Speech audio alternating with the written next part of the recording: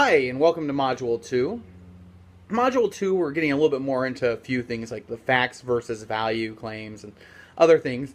But I wanted to make note of the fact that this module is also due on Monday, June 13th at noon, just as Module 1 is.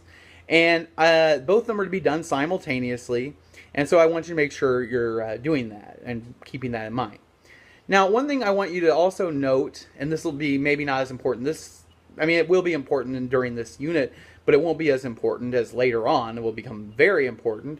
If you look on the left-hand side of your Blackboard page, there is a link that says Resources. If you click that, there will go down and there will be a thing that says Answers, and that'll give you all the answers to the questions in the book. And you might want to print off those, and then when you're working in the book, after you do a problem, I would do it and do the best I can, but then check my work. And if the problem doesn't come out or the answer is different, you should see why. But it's an honor system.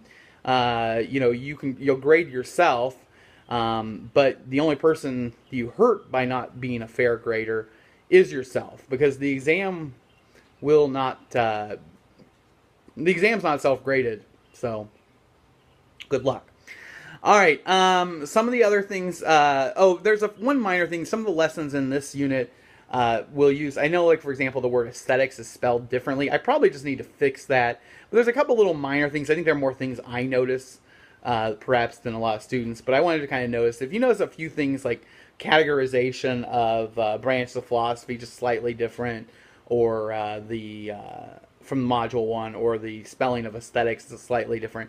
That's just a difference that probably just need to play with a little bit, that really are things that every philosopher has a little bit different take, and I probably just should fix that. But that's something that probably bothers me more than it does any of you. But wanted to make note, if you notice something and you think that just doesn't seem quite the same as what I saw before, that's probably what it was just it's a fine-tuned distinction of how you categorize a few things that's different between me and Marty Morris, who previously wrote some of these lessons, whereas I wrote a lot of the ones from the first one.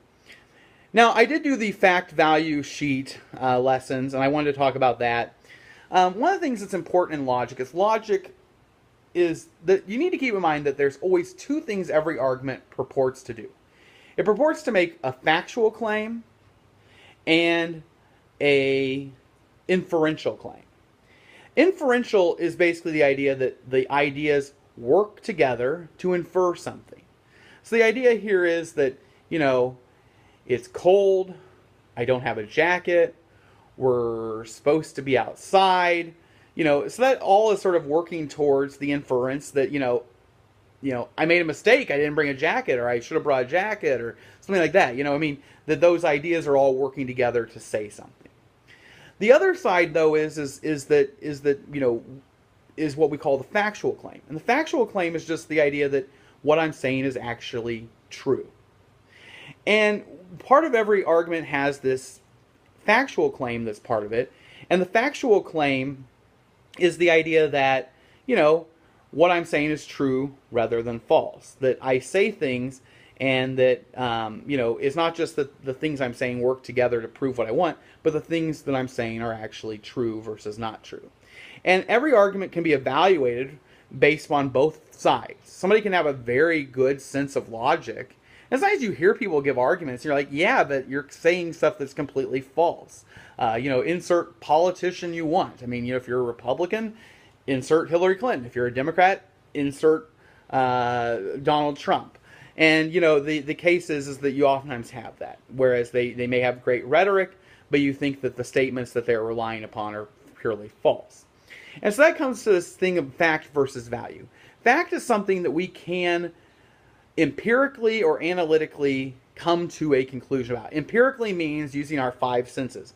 We can see it, we can taste it, we can touch it, we can measure it, and we can get a pure answer that is determinable. Whereas value is something that is an interpretation of that. Now, for example, the reason why, now, value statements can in a lot of ways be factual, I think, and I think that, it's not to say that a value statement isn't true or false. I don't want to make that statement. I mean, a value statement like murder is wrong can be a true statement, or a value statement like pizza is yummy. I think that's probably a true statement. I mean, I think that there wouldn't be so many pizza places if it weren't for the case that pizza is yummy is a true factual or value statement that is factually false. But what happens is that when, because it has a value component, its truth or falsity is harder to determine.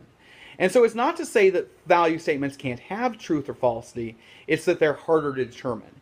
And so if we can boil things down to pure fact, they're better in our argument because we're better able to evaluate them. And so what happens is value statements, we need to kind of be able to make a difference. And so one of the examples with factual versus value statements is, for example, if you say Joe is 6 foot tall, that is a factual statement that can be assessed. I mean, we can put him up against a wall, put a line on it, take a tape measure, he's 6 foot. Okay, we proved it, right? And so we know that. But if you say something like Joe is tall and he's 6 foot, well, I think that's probably factually true. I'm 6 foot tall, but by and large, I don't know that I always consider myself to be tall. I mean, I am taller than the average male, but in the United States, but that doesn't mean I'm tall in general.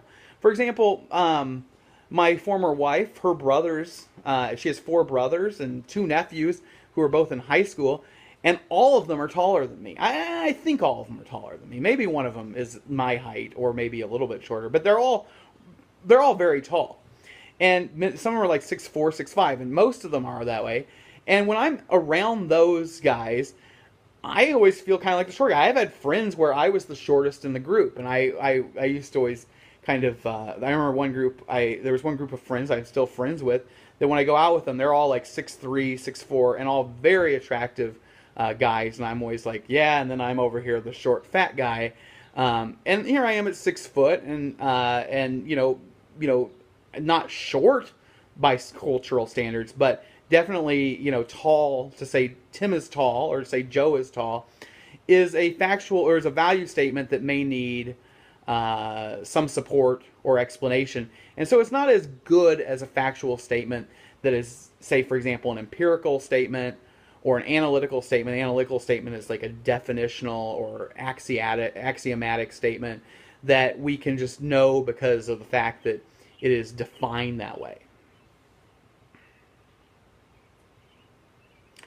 Now, arguments can fail for 2 reasons.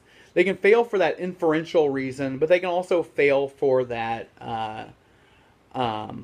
They can also fail for the factual claim. If you have false statements and you're trying to reach a conclusion, well, the false statements can make your argument fail. At the same time, the inferential claim can fail even though you have all true statements. For example, you have an argument like all wines are alcoholic.